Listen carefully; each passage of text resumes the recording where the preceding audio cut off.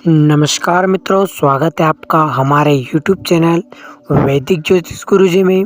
आज हम आपको भगवान खाटू श्याम की कैसे उत्पत्ति हुई है, कैसे उनका जन्म हुआ और कैसे वे बर्बरीक से खाटू श्याम बने, इसकी संपूर्ण कथा आपको बताने वाले हैं। लेकिन उससे पहले यदि आपने हमारे चैनल को सब्सक्राइब नहीं किया है तो अभी चैनल को सब्सक्राइब करके वीडियो को लाइक कर दे। संपूर्ण कथा को जानने के लिए वीडियो के अंत तक बने रहे। चलिए शुरू करते हैं। पांडव और कौरव अपनी अपनी सेनाओं के सहित धर्म के क्षेत्र कुरुक्षेत्र में पहुंचे तो दोनों ही शिविरों में एक ही चर्चा हो रही थी कि कल से प्रारंभ होने वाले इस युद्ध को कितने दिनों में समाप्त किया जा सकता है। उधर इस बात की जानकारी घटोत्कच के पुत्र और भीम के पौत्र बर्बरीक को मिली तो वह अपनी मां से युद्ध की आज्ञा लेकर कुरुक्षेत्र में पांडवों के शिविर में पहुंचा। युधिष्ठिर ने कहा कि आप सभी योद्धाओं में से कल से प्रारंभ होने वाले इस युद्ध को कौन कितने दिनों में समाप्त कर सकता है। तभी अर्जुन ने कहा कि मैं इस युद्ध को एक ही दिन में समाप्त कर सकता हूँ। कौरवों की सारी सेनाओं और कौरवों का नाश मैं एक ही दिन में कर सकता हूँ। ये बात सुन घटोत्कच पुत्र बर्बरीक से रहा नहीं गया।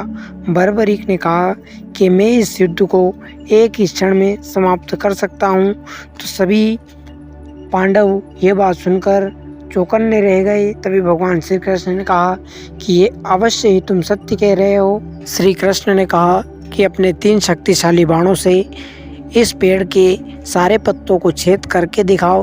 तभी बर्बरीक ने कहा कि जो आज्ञा प्रभु।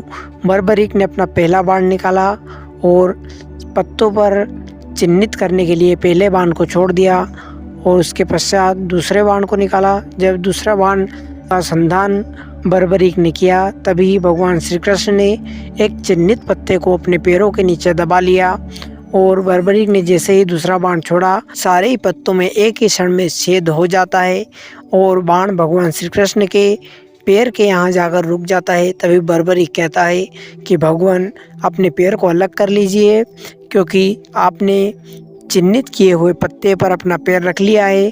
तभी भगवान मुस्कुराकर कहते हैं कि बर्बरीक ये बात पूर्णतः सिद्ध हो चुकी है कि तुम एक योद्धा हो और इस युद्ध को कुछ ही क्षणों में समाप्त कर सकते हो, लेकिन तुम्हारा जीवित रहना धर्म के लिए उचित नहीं है, धर्म के अनुकूल नहीं है। तभी सारे पांडवों ने कहा कि ऐसा क्यों। तभी भगवान श्री कृष्ण ने कहते हैं कि इसलिए कि जो भी पक्ष युद्ध में कमज़ोर होगा बर्बरीक उसी की तरफ से लड़ेगा और बर्बरीक यदि कौरवों का पक्ष कमज़ोर हुआ तो उनकी तरफ से भी लड़ सकता है और पांडवों को भी समाप्त कर सकता है। इसलिए तुम्हारा जीवित रहना धर्म के अनुकूल नहीं है।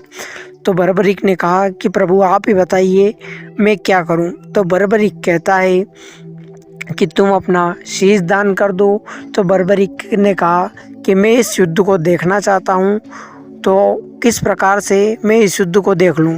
तो भगवान श्री कृष्ण ने कहा कि तुम अपना शीश दान करके इस युद्ध को देख सकते हो। तभी बर्बरीक ने अपना एक बाण चलाया और अपने शीश का दान कर दिया। शीश दान करने के बाद भगवान श्री कृष्ण ने बर्बरीक का जो शीश था उसे अमृत प्रदान किया।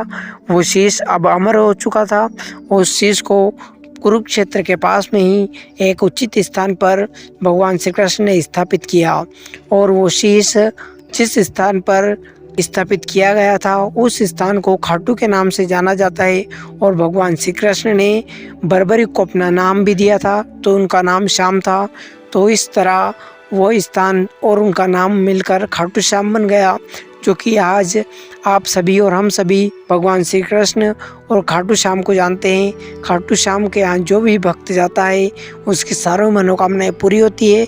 यदि आप भी भगवान खाटू श्याम के सच्चे भक्त हो तो अभी हमारे चैनल को सब्सक्राइब कर ले और इस वीडियो को ज़्यादा से ज़्यादा मित्रों अपने परिवारजनों के साथ शेयर करें। कमेंट बॉक्स में जय श्री खाटू श्याम लिखना ना भूले, जय श्री कृष्ण लिखना ना भूले।